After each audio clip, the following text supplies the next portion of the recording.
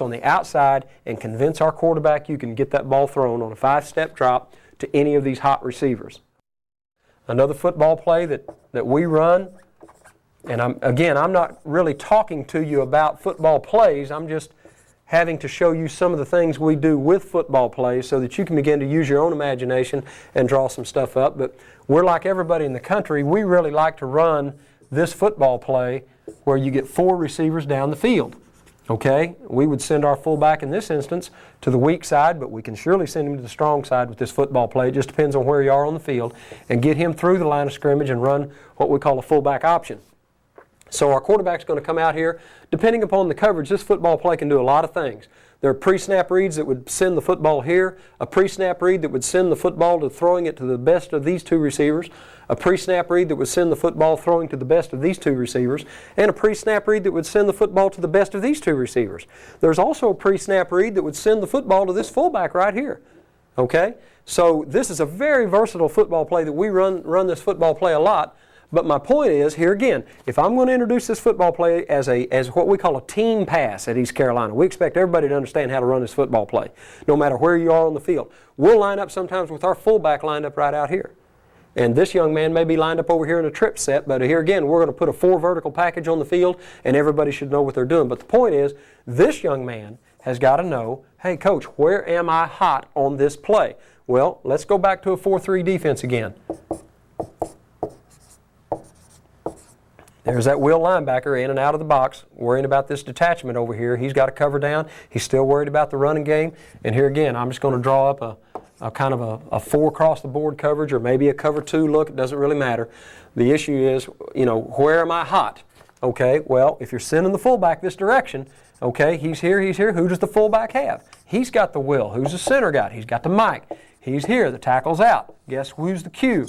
There's your Q, there's your hot right there. Okay, quarterback? So if we're going to start right here, and that Sam linebacker wants to expend himself on a blitz, okay, here again, we've got a replacement throw, somebody to get the ball to quickly.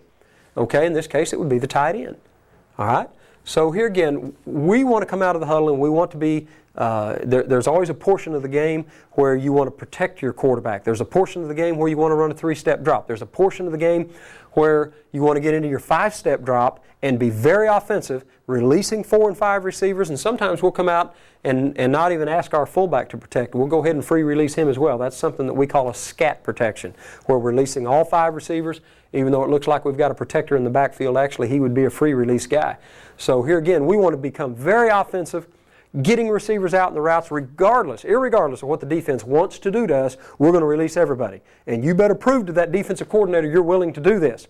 Because if that defensive coordinator ever gets a sense that he can start bringing people toward the line of scrimmage, and you start retreating into a shell and just protecting, only releasing 1 and 2 receivers, you're going to get beat. You're going to get beat quick. Defensive coordinators are very bright, creative men that know how to give this kid problems. So you've got to give him some tools, as I mentioned early in the video.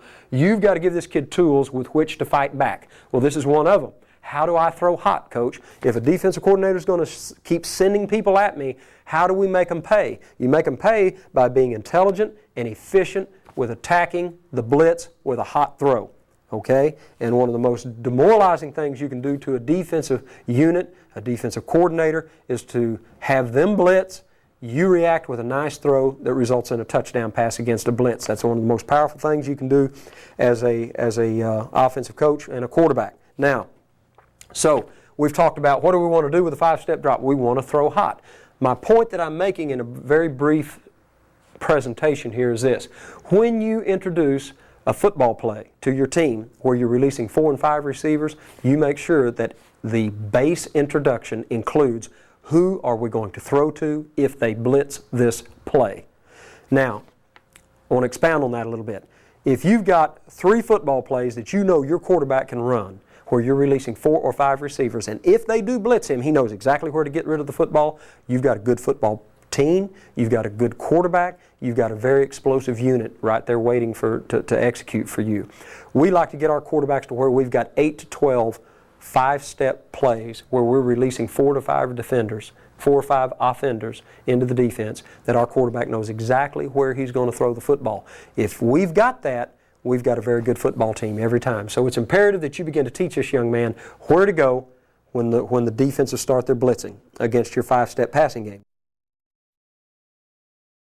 The other thing we want to do with our 5-step passing game is to possess the football. Well, our routes, when our quarterback takes a 5-step drop, let's just get back to a shallow cross football play. Okay, and we'll draw it up just like